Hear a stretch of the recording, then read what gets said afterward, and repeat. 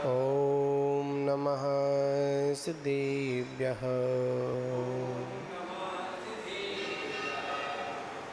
नमीदूढसव्यसिद्धे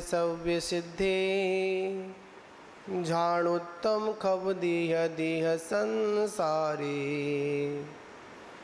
दस दस दो दोणा जिड़े दस दो अणुपीहणम बुक्षी। नमो अरिहंताणं नमो सिद्धाणं नमो आयरीयाणं नमो वज्रायाणं नमो लोहे सवसावुणम्। अनंतानंत सिद्धे परमेष्टि भगवान की, प्रथम तीर्थंकर आदिनाथ भगवान की, शांतिनाथ भगवान की, चौबीसों भगवान की, परम पूज्य आचार्य श्री कुंद कुंद देव स्वामी की, परम पूज्य आचार्य श्री आदिसागर महावीर कीर्ति विमल सागर जी गुरु महाराज की, परम पूज्य तपस्वी सम्राट आचार्य गुरुदेव सन्मति सागर जी गुरु महाराज की, परम पूज्य परम्पराचार श्री 108 सौभाग्य सागर जी गुरु महाराज की, अहिंसामय विश्व धर्म की,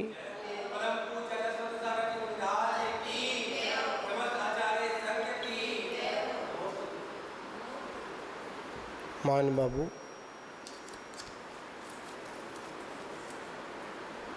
आचार्य श्री कुंद कुंद देव स्वामी द्वारा विरचित श्री वाणिज्य स्वर्णपीठिका ग्रंथ का हम लोग स्वाध्याय कर रहे हैं। और इस स्वाध्याय में जो अपना विषय है आश्रव अनुपेक्षा, और इस आश्रव अनुपेक्षा में आचार्य भगवंत कहते हैं कि कर्मों के जो आने का जो द्वार है उसको अपन आश्रव कहते हैं। और वो आश्रव 57 प्रकार का है, 57 द्वार हैं। इन द्वार के माध्यम से यह आश्रव का आगमन होता है। और 57 आश्रवों में प्रथम मिथ्वात आश्रव,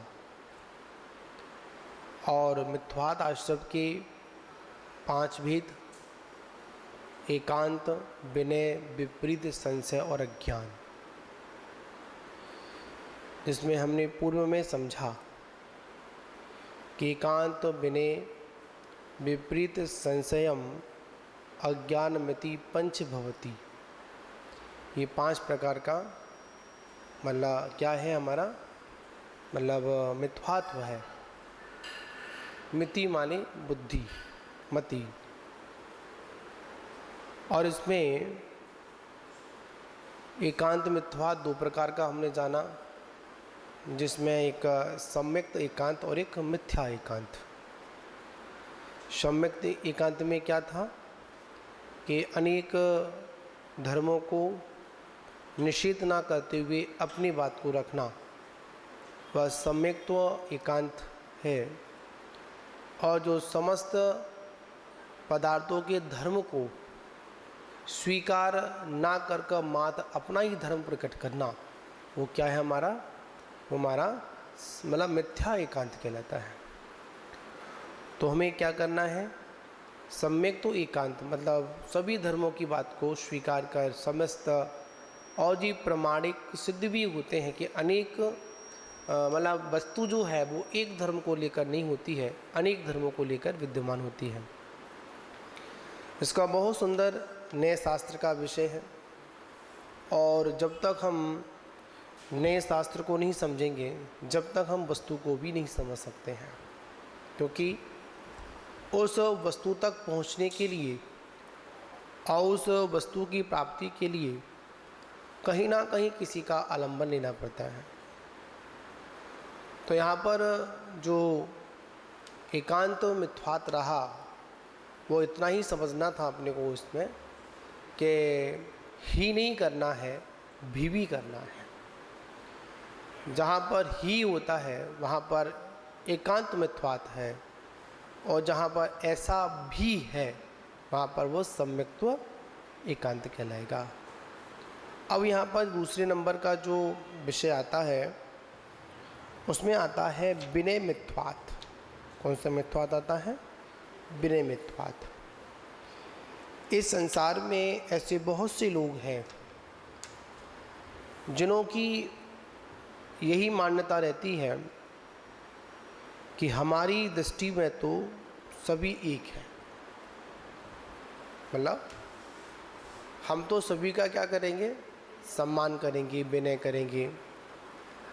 पर नहीं, यहाँ पर भी हमको थोड़ा सा अपने विवेक का प्रयोग करना है,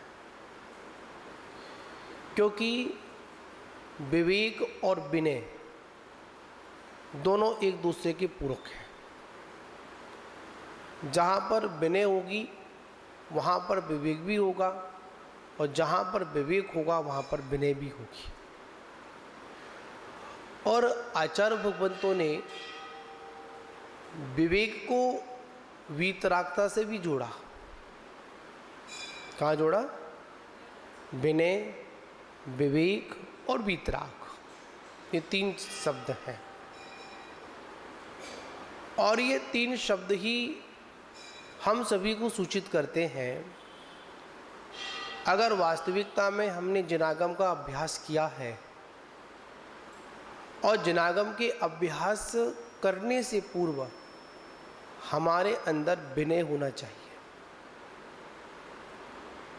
और जब विनय होगी, जो भी क्रिया होगी वो विवेक पूर्वक होगी, और जो भी हम क्रिया करेंगे विवेक पूर्वक उसमें कहीं ना कहीं वीतरागता का पोषण होगा, रागता का पोषण नहीं होगा। पर कुछ लोग ऐसे हैं जो सभी को एक दृष्टि से देखते हैं, पर नहीं, हमको यहाँ पर पदानुसार दृष्टि लगानी पड़ेगी। अगर अपन द्रव्य दृष्टि से सबको देखें तो सभी की व्यवस्था एक सी है, पर हम गुण संपन्न पर्याय दृष्टि देखेंगे, उसकी अवस्थाओं को देखेंगे, तो वहाँ पर हमको अपनी दृष्टि को क्या करना पड़ेगा? व्यवस्थित करना पड़ेगा।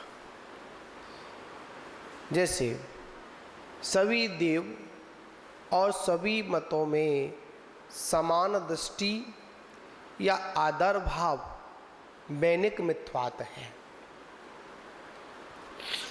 कहते हैं ना कि हमारे लिए तो सारे भगवान एक से हैं, हमारे लिए सभी प्राणी एक से हैं, पर ऐसा नहीं होता। जो हमारे पिता होते हैं उनके लिए सम्मान अलग होता है,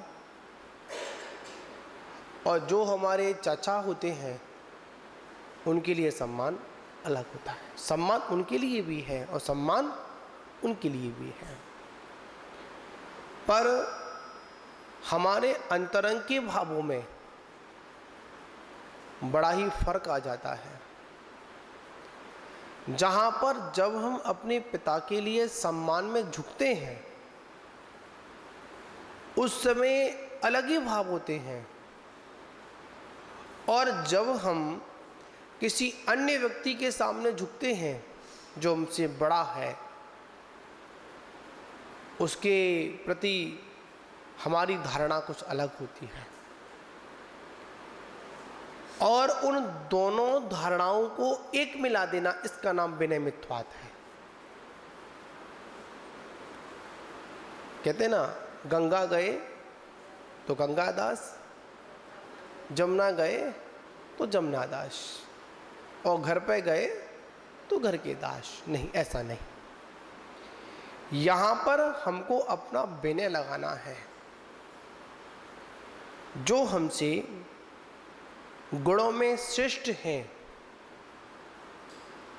वो हमारे लिए पूजनीय है, वंदनीय है, और जो गुणों में छोटे हैं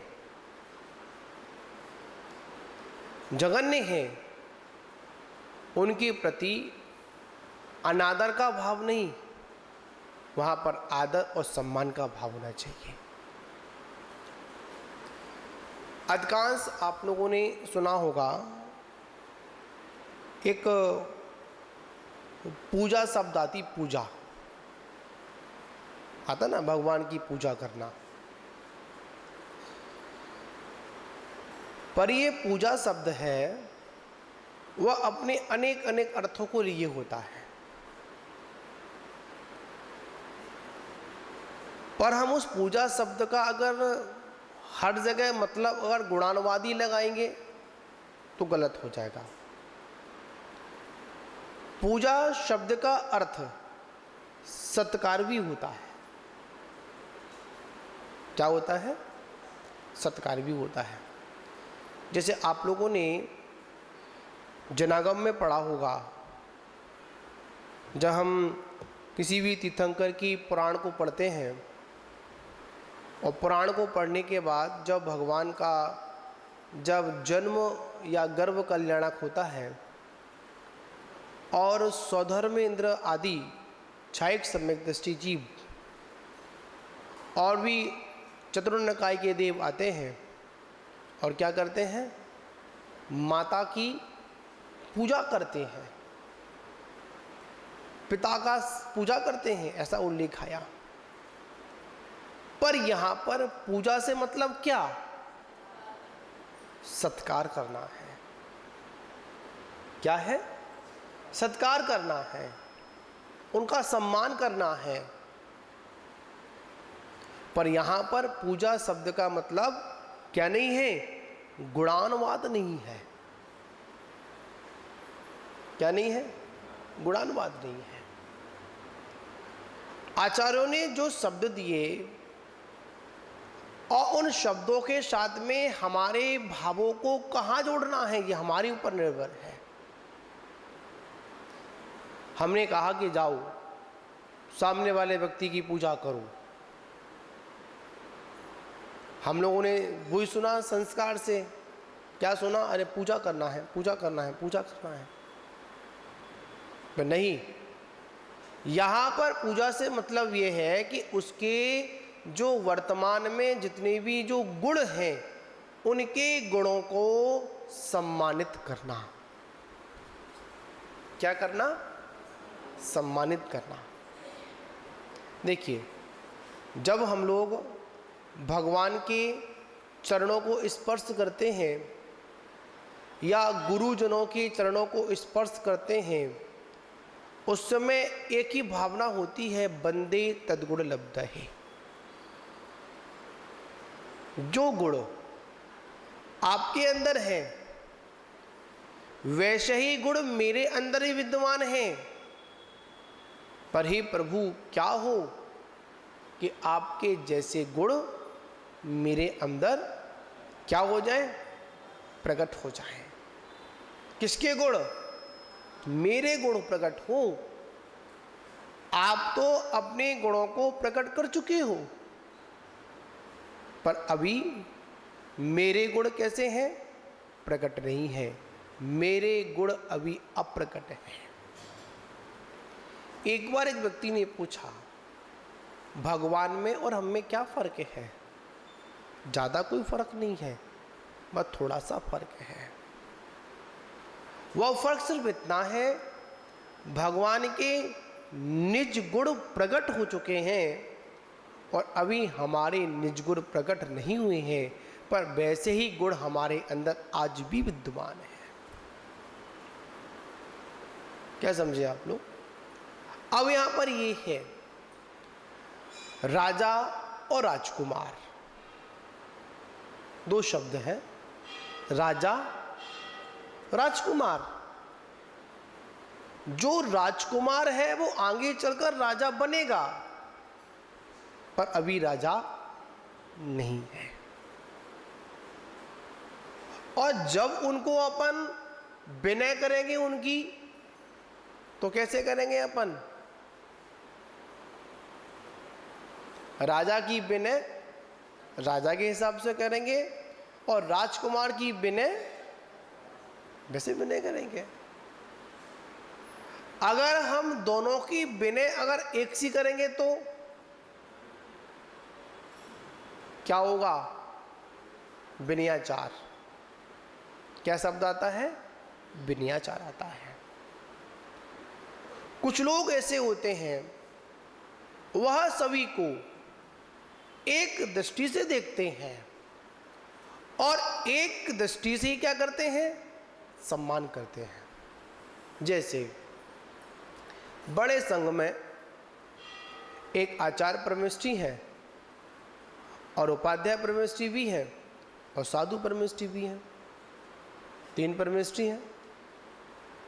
और जब 3 परमेष्ठी हैं और जब नमस्कार करने का जब विषय आएगा, विनय करने का विषय आएगा, आचार्य परमेष्ठी की विनय आचार्य परमेष्ठी की तरह होगी, उपाध्याय परमेष्ठी की विनय उपाध्याय परमेष्ठी की तरह होगी और साधु परमेष्ठी की विनय साधु परमेष्ठी की तरह होगी। तो सब कुछ व्यवस्थित है। ये विनयाचार है। और जहां पर नहीं, हमारे तो सारे साधु एक से हैं। क्या? सारे साधु एक से हैं, पर नहीं, हमें यहां पर समझना है, तीनों परमेष्ठियों के लिए नमोस्तु शब्द का उच्चारण होगा, पर उत्तर गुण में श्रेष्ठ हैं। किनसे? मुनियों से श्रेष्ठ हैं। उनकी विनय कैसे होगी?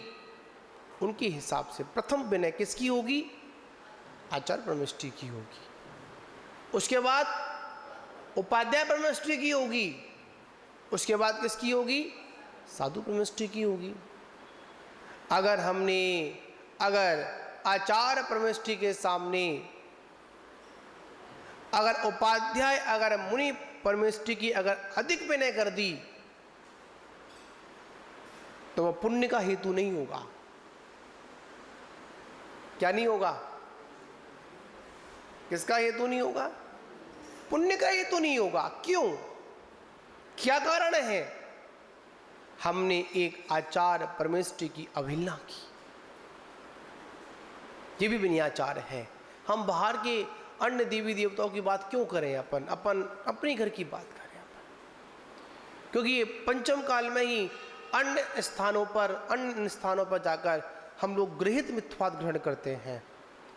पर यहाँ तो अगृहीत मिथ्यात्व की बात है जो अनादिकाल से चला आ रहा है, बिना मिथ्यात्व। आचार्य कहते हैं जिसके अंदर वितरागता है, सर्वज्ञता है, हितोपदेशीपना है। क्या? वितरागता है, सर्वज्ञता है और हितोपदेशी है। वही हमारा देव है, वही हमारा देवादि देव है, वही हमारे लिए पूजनीय, वंदनीय, अभिनंदनीय है। कितने द्रव्यों से? 8 द्रव्यों से उनकी आराधना की जाती है। कितने काल की जाती है?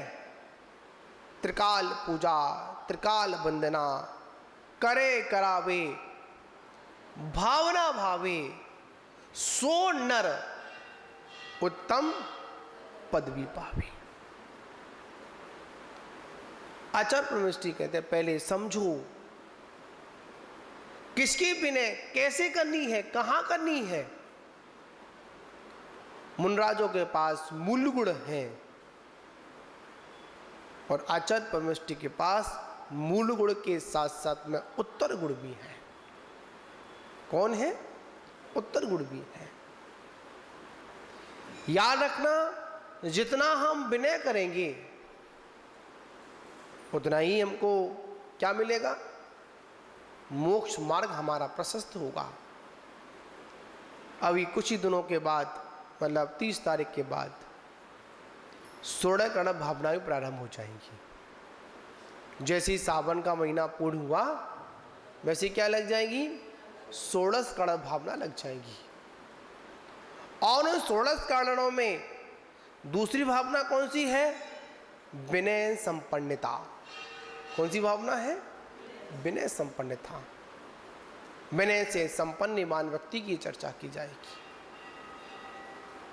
तो आज यहां पर अपन कम समय में इतने समझते हैं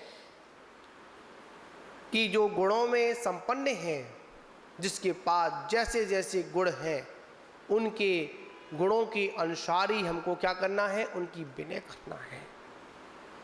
जिनके पास मूल गुण हैं, उनकी विनय मूल गुण के हिसाब से करना है, और जिनकी अंदर उत्तर गुण हैं, उनका विनय कैसा करना है, उत्तर गुणों के हिसाब से करना है। आज हम लोग सभी में समान दृष्टि रख लेते हैं, ये भगवान भी अच्छे हैं और ये भगवान भी अच्छे हैं, हमें क्या करना, ये गुरु भी बढ़िया है और ये गुरु भी बढ़िया है। याद रखना, गुरु की परिभाषा अगर देखें तो आचार्य भगवंतों ने कहा, जब विपरीत मिथ्यात्व की चर्चा करेंगे अपन, कहा श्रवण मुनि तो साग्रंथ होता है। विपरीत मिथ्यात्व क्या चलेगा, जो मुनि होते हैं वो कैसे होते हैं, निर्गंत नहीं होते हैं, कैसे होते हैं, साग्रंथ होते हैं, मतलब वस्त्रधारी होते हैं। केवली भगवान कवला आहार करते हैं, ये विपरीत मिथ्यात्व नहीं, हाँ विपरीत मिथ्यात्व। स्त्रियों को उसी भाव से मोक्ष की प्राप्ति होती है, विपरीत मिथ्यात्व, ठीक, इत्यादि अनेक प्रकार की विपरीत मान्यताएं हैं। उन्हें हम क्या करते हैं, इकट्ठा करते हैं। पर नहीं, गुरु जो होते हैं वो साग्रंथ नहीं होते हैं, वो तो निर्गंथ ही होते हैं। ये सही श्रद्धान है, विपरीत श्रद्धान नहीं है, सही श्रद्धा, सच्चा श्रद्धान है। केवली भगवान कवला आहार नहीं करते हैं। बहुत सी मान्यताएं हैं कि देव मांस सेवन करते हैं, देव शराबादी पीते हैं, नहीं, देव कभी भी शराब नहीं पीते हैं। और देवों की अगर आहार की बात करें तो उनके पक्ष और महीनों के हिसाब से उनकी कंठ से अमृत झड़ता है, वो अमृत को स्वीकार करते हैं, ना कि हम द्वारा मनुष्यों के द्वारा दी गई अपवित्र वस्तु को ग्रहण करते हैं। अपनी जिह्वा इंद्री की लोलुपता के चक्कर में हमने विपरीत सिद्धांत प्रारंभ कर दिया। विपरीत क्या बना दी, हमने मान्यताएं बना दी। क्या बना दी कि ऐसा ऐसा होता है, ऐसा ऐसा होता है, पर नहीं, यहां पर हमको विपरीतता से बचना है। एक तो क्या, दो बातें समझनी है आज, सभी को समान सम्मान नहीं देना, यथा योग्य सम्मान देना है। जिसका जैसा पद है उसको उस पद के अनुसार उसकी आय भगत करनी है, ठीक। दूसरी बात क्या, विपरीतता। आज इस संसार में अनेक लोग हैं जो हमको विपरीत दिशा की ओर अग्रसर करते हैं। अन्य प्रकार की विपरीत विपरीत झूठी झूठी बातें हमको बताते हैं। एक रेवती रानी का प्रसंग आता है। अपन जब सम्यक दर्शन के अष्ट अंग हैं, उन अष्ट अंगों में जब अपन चर्चा करते हैं, उनके अंगों में जब जो प्रसिद्ध हुए उनकी जब चर्चा करते हैं, जैसे निशंकित अंग में अंजन चोर, कोई शंका नहीं की उसने। रेवती रानी का भी आता है,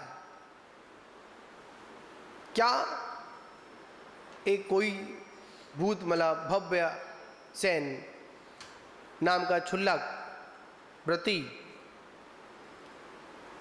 उनसे आचार्य से मिलके आया। रेवती रानी को तो आशीर्वाद दिया, नहीं क्षुल्लक का अभव्य सेन, वो अलग थे, नाम अलग हो सकता है उनका, याद नहीं आ रहा। तो एक भव्य सेन मुनराज थे, तो उन्होंने रेवती रानी को तो आशीर्वाद कहा और जो मुनराज थे उनको आशीर्वाद नहीं कहा। क्यों? उन मुनराज की चर्या कैसी थी? गलत थी। भव्य सेन होने पर अभव्य सेन जैसे काम कर रहे थे। कमंडल में पानी भर रहे थे, घास पर चल रहे थे, ठीक है ना, विपरीत चर्या करने वाले। साथ ही रेवती रानी को आशीर्वाद कहा, तुरंत उन्होंने एक क्या लगा लिया? बहुत बड़ा एक सम्मोषण लगा लिया, विक्रय से लगा लिया। और जब विक्रय सम्मोषण लगाया, संदेश पहुंचाया कि जाओ कह दो तीर्थंकर का क्या आया है, सम्मोषण तो आया है, अब तो जिनमत की अनुयायी है, अब वह इस सम्मोषण में तो आएगी। श्रद्धान मजबूत था, अष्ट अंगों से विभूषित थी वो। उन्होंने कहा कि तीर्थंकर तो 24 ही होते हैं। कौन होते हैं? तीर्थंकर तो 24 ही होते हैं, ये कोई बहरूपिया है। रेवती रानी भी प्रसिद्ध हुई, समझे ना। हमको चाहे कोई हमारे दिमाग में कितनी भी विपरीत बातें भरे, पर क्या करना है? हमको विपरीतता की ओर नहीं जाना है। बहुत लोग कहें चलो वहां पर वो पत्थर पाषाण है ना, वो दूध पी रहा है। हम लोग बड़े मती वाले हैं ना, कहाँ चल दिए, लाइन लगा ली, हम भी पिलाएंगे, हम भी पिलाएंगे। कुछ लोग तो देखने के लिए चले गए। देखने में क्या जा रहा है, देखिए आए अपन, चले गए। जब गए तो हाथ में क्या ले गए? एक लुटिया भी ले गए। और क्या किया? चालू कर दिया। ये सब क्या? विपरीत मिथ्यात्व। पत्थर कभी भी, पत्थर के रूप में जो देव है, वह देव कभी भी इन वस्तुओं को ग्रहण करता ही नहीं है। हाँ, उस पाषाण के माध्यम से वो संकेत तो हो सकते हैं। जैसे आजकल एक बहुत बड़ा एक अत्सर चला है हमारे जिन आगम में कि प्रतिमा से एकदम पानी छूट गया। क्या छूट गया? पानी छूट गया।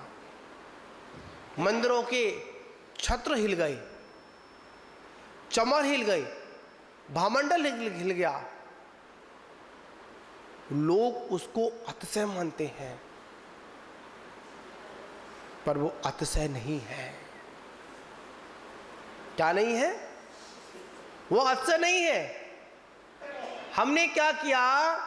जो अशुभ संकेत जो प्रतिमा हमको दे रही थी निमित्त ज्ञान के अनुसार, हमने क्या कर लिया? विपरीत मिथ्यात्व। विपरीत मिथ्यात्व है क्या? अरे अश्य हो गया, क्या हो गया? अरे प्रतिमा से क्या निकल आया? जल निकल आया। नहीं, आचार्य भगवंत भद्रभाव स्वामी की पुस्तक में स्पष्ट लिखा है, भद्रभाव संहिता में, अगर कोई प्रतिमा अगर पानी छोड़ देती है तो वह शुभ संकेत नहीं है। उसके आसपास दुर्भिक्ष पड़ने वाला है, अकाल पड़ने वाला है, लड़ाई झगड़ा होने वाला है, भगवान का छत्र हिलने लगे। पता है क्या सोचा क्या है? हम तो उत्सव मानते हैं, भगवान का छत्र हिल गया। नहीं, जो एक छत्र, जो राज जिन शासन पर चल रहा है ना, तो कहीं ना कहीं उस शासन में चलायमान स्थिति आने वाली है। कहीं ना कहीं जो राष्ट्र का शासन है, अहिंसा का शासन है, कहीं ना कहीं इसमें बाधा आने वाली है। ये सारे संकेत हैं। प्रतिमा कभी कभी एकदम क्रूर प्रवृत्ति की दिखाई देती है, पता है, ये भी संकेत है। क्या संकेत है? कहीं ना कहीं राष्ट्र पर, धर्म पर कोई आपत्ति आने वाली है। प्रतिमा कभी एकदम बहुत हंसती हुई दिखाई दे, वो भी हमारे लिए शुभ संकेत नहीं है। क्यों? ये देवों का स्वरूप नहीं है। पर हम लोग क्या करते हैं, इसको ही क्या मान लेते हैं? विपरीत मान लेते हैं। ये क्या है? विपरीत मिथ्यात्व।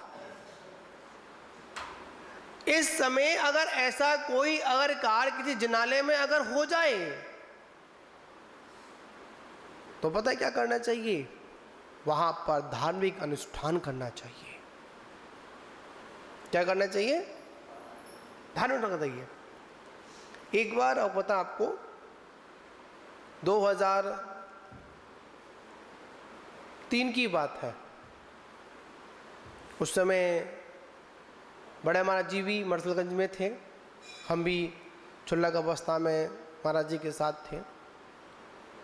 तो ऋषभदेव भगवान का निर्वाण लाडू चढ़ाया गया और उस समय अपार जनसमूह आया था। वैसे उधर के क्षेत्र का ऋषभदेव भगवान का लाडू उस क्षेत्र का बड़ा ही प्रसिद्ध है, बहुत लोग आते हैं। तो वहाँ लोग आए और लोग आने के बाद बहुत प्रतिमाओं से, मंदिरों की दीवारों से इतना इतना जल निकला कि लोग उसको अंजलि में लेकर अपने मस्तक पर लगा रहे थे। लोगों ने उस समय उसको अतिशय माना, अतिशय हो गया, अतिशय हो गया, अतिशय हो गया। तो हम लोगों ने ये संदेश आचार्य महाराज के पास भेजा, गुरुदेव के पास, सन्मत सागर जी पर भेजा। तो गुरुजी ने कहा जब तक वहां पर रुके हो तब तक आप भक्तांबर का पाठ करें। क्या करें? भक्तांबर का पाठ करें, विधान करें, अनुष्ठान करें और जितनी जल्दी हो सके उस क्षेत्र को छोड़ दें। क्या संदेश आया? अनुष्ठान करें और जितनी जल्दी हो सके उस क्षेत्र को छोड़ दें, वरना तुम्हारे धर्म पर, तुम्हारे चारित्र पर, तुम्हारे दर्शन ज्ञान पर कोई ना बहुत बड़ा संकट आने वाला है। और वहां के नगरवासियों से भी कह दें कि आप भी अधिक से अधिक समय कहां पर करें? अपनी पूजा आदि में व्यतीत करें। महान बाबू थोड़ा सा विलंब हुआ, जो गुरु आदेश आया उसको मानने में थोड़ा सा हम लोगों ने क्या कर दिया? विलंब कर दिया। आपत्ति सामने आकर खड़ी हो गई। तुरंत गुरु महाराज का स्मरण हुआ, शब्दों का स्मरण हुआ। गुरु जी ने कहा था कि स्थान को छोड़ दें, पर हमने गुरु आज्ञा को मानने विलंब कर दिया, इसलिए संकट सामने खड़ा हो गया। तुरंत उस क्षेत्र को हमने छोड़ दिया। अगर हम उसको अच्छे मानकर उसकी क्या करते? प्रशंसा करते तो क्या होता? विपरीत मिथ्यात्व हो जाता। आज हमारे यहां पर अधिकांश इसी का बहुत चलन चल रहा है। आज हमारा धर्म धर्मियों के हाथ में नहीं, धनपतियों के हाथ में चला गया। कहां चला गया? धर्म अगर धर्मात्माओं के हाथ में रहेगा, धर्म लंबे समय तक चलेगा।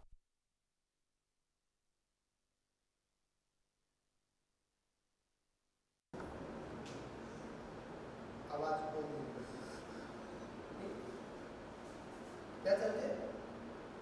धर्म अगर धर्मात्माओं के हाथ में रहेगा तो लंबे समय तक चलेगा।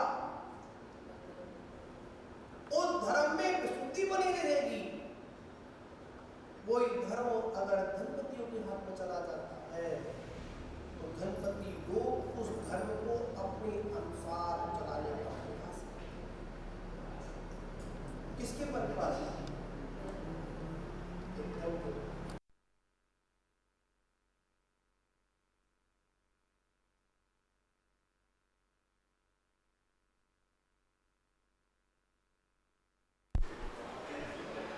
सो जाते हैं क्या?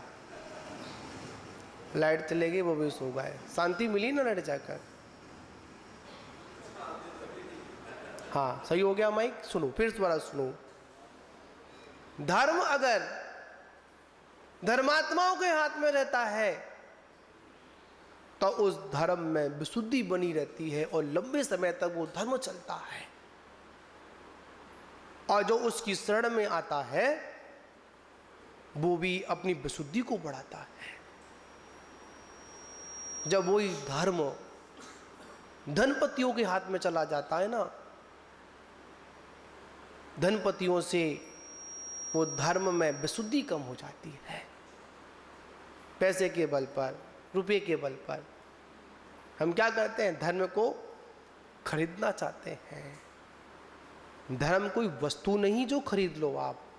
धर्म तो धर्म के द्वारा ही ग्रहण किया जाएगा, पर करते क्या हम लोग? धन से। एक बार एक व्यक्ति ने कहा, बड़ी सुंदर बात कही। कुछ ही समय से यह चलन चला है, पहले यह चलन नहीं था। जब भगवान की शांति धारा होती थी, भगवान का अभिषेक आदि होता था, या मुनराज की आहारचर्या आदि भी होती थी, तो वहाँ पर व्रत दिलवाए जाते थे। क्या दिलवाते थे? व्रत दिलवाते थे, नियम दिलवाते थे। कौन कितनी प्रतिमाएं लेगा,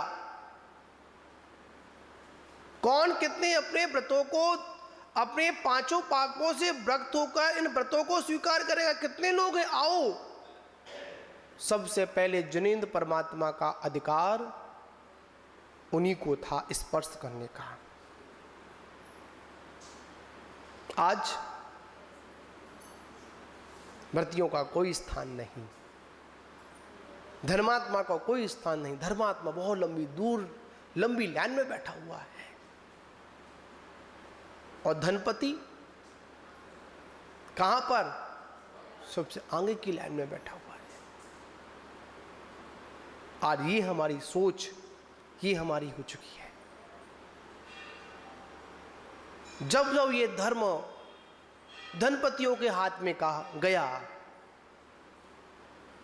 तब तब ये धर्म हिरासता को प्राप्त हुआ। और जब जब ये धर्म धर्मात्माओं के हाथ में रहा, तब तब ये धर्म ऊंचाइयों को उठा। आज हमारी समाज में धनपति बहुत हैं, व्रती बहुत कम है। कौन कम है दिनेश जी? व्रती कम है, धर्मात्मा कम है, धर्मानुरागी कम है। क्या शब्द आता है? धर्मानुरागी। जब किसी को सूचना दी जाती तो क्या बोलते थे? सभी धर्मानुरागियों को सूचित किया जाता है, या सूचित करते हुए हर्ष हो रहा है कि हमारे यहां पर ये आयोजन संपन्न हो रहा है। आत्मविशुद्धि का स्वर्णिम अवसर पर्वादिराज पर्युषण पर्व आने वाले हैं। किनको संकेत किया जाता था? पहले धर्मात्माओं को ढूंढा जाता था, चलो पर्वादि पर्व आ रहे हैं, तो चलो कम से कम धर्मात्माओं के पास बैठकर धर्म की चर्चा करेंगे। आज विपरीत हो गया। पर्वादिराज पर्युषण पर्व आ रहा है, धर्मात्माओं को नहीं, धनवानों को ढूंढते हैं। चलो लाओ। किसको लाओ? धनवानों को लाओ। इससे क्या होगा? पर्युषण पर्व संपन्न होगा। नहीं बंधुओं, अगर वास्तविकता धर्म को प्राप्त करना है तो क्या करना पड़ेगा? धर्मात्मा बनना पड़ेगा। ऐसा नहीं, हमारे यहाँ पर सेठ हुए, बहुत सेठ हुए, ऐसे ऐसे सेठ। राजस्थान का एक सेठ था, इसका नाम आप लोगों ने सुना होगा, उनको भामा साहब बोलते थे अपन, है ना। बड़े बड़े सेठ हुए जिन्होंने सबसे अधिक प्रतिमाएं विराजमान की। और ऐसे ऐसे हुए। उन्होंने एक मतलब राजस्थान में कोई राजा था शायद चित्तौड़गढ़ का, ऐसा कुछ आता उनका, मुझे ज़्यादा नहीं पढ़ा उनके बारे में। उन्होंने हाँ, जिन्होंने अपने खजाने का मतलब पूरा का पूरा खजाना कितने समय तक उन्होंने उनकी सेनाओं को अपने मतलब खजाने से उन्होंने उनकी तनख्वाह दी। ऐसे ऐसे भी हमारे यहाँ पर धर्म क्षेत्र में भी सेठ धनपति रहे। चामुंडा राय को देखो, माता के कहने पर क्या बनवाया, बावली भगवान की प्रतिमा बनवाई। और कैसी बनवाई पता है आप लोगों को? जब प्रतिमा बनती थी ना, तो जितना वो मतलब शिल्पी पत्थर निकालता था, उस पत्थर के ही वजन से उसको स्वर्ण अस्प्रिय मतलब स्वर्ण की मोहर दिया करते थे वो। ऐसे ऐसे हमारे यहाँ सेठ हुए, राजा हुए। महान बाबू, धर्म के प्रताप से जो संपत्ति मिली है, उन संपत्ति का हम प्रयोग अपनी अकड़ में नहीं, समर्पण में प्रयोग करें। किसमें करें? याद रखना। बहुत सुंदर बात कहते हैं, एक बार प्रवचन चल रहा था। मानते हैं धन के बल पर सुंदर पंडाल लगा सकते हो। किसके बल पर? धन के बल पर क्या लगा सकते हो? सुंदर से सुंदर पंडाल लगा सकते हो। धन के बल पर सुंदर से सुंदर सुविधा कर सकते हो। पर जब भी धर्म होगा, जब भी वो पंडाल भरेगा, धनपतियों से नहीं, धर्मात्माओं से भरेगा। क्या समझे? धनपति कब आएंगे? जब पूरा पंडाल धर्मात्माओं से भर जाएगा। समझे ना? तो यहां पर विषय क्या चल रहा है अपना? विपरीतता का विषय चल रहा है। हम लोगों ने उन घटनाओं को क्या बना दिया? एक अतिशय का रूप दे दिया। ये विपरीत मिथ्यात्व है। हम बाहर की मिथ्यात्व की बात बाद में करें, पहले कहां की बात करें? अपने घर की बात करें अपन पहले। नहीं, जैसा जिस वस्तु का स्वरूप है वैसा ही उसको क्या करना? प्रतिपादित करना, वैसे उसको समझाना। ये धर्म है, ये सम्यक्त्व है। तो आज हम लोगों ने, आज समय अधिक हुआ क्योंकि विषय कुछ चल गया ऐसा, ठीक है ना? हाँ, इसको साफ करेंगे, ठीक है? तो यहाँ पर विषय है विनय मिथ्यात्व और विपरीत मिथ्यात्व। दो मिथ्यात्व है ना। सामान्यता नहीं रखना, जैसा जिसका पद है उसका पद उसके अनुसार, उसका पद उसके अनुसार सम्मान देना। पिता को पिता की तरह, चाचा को चाचा की तरह, अन्य को अन्य की तरह। ठीक। विपरीतता में क्या? कि जो वस्तु जैसी है उसको वैसा ही प्रकाशित करना। ऐसा नहीं करना कि उसको कुछ बोल दिया, उसको कुछ बोल दिया, नहीं, ऐसा नहीं करना। जैसी वस्तु है वैसा करना, वही हमारे सम्यक्ता का हेतु है। आज हम लोगों ने 3 मिथ्यात्व के बारे में समझने का प्रयास किया। आगे कौन सी मिथ्यात्व आएंगे? 2 मिथ्यात्व आएंगे, एक संशय मिथ्यात्व और एक अज्ञान मिथ्यात्व। इस पे अपन चर्चा फिर करेंगे। जय बोलो शांतिनाथ।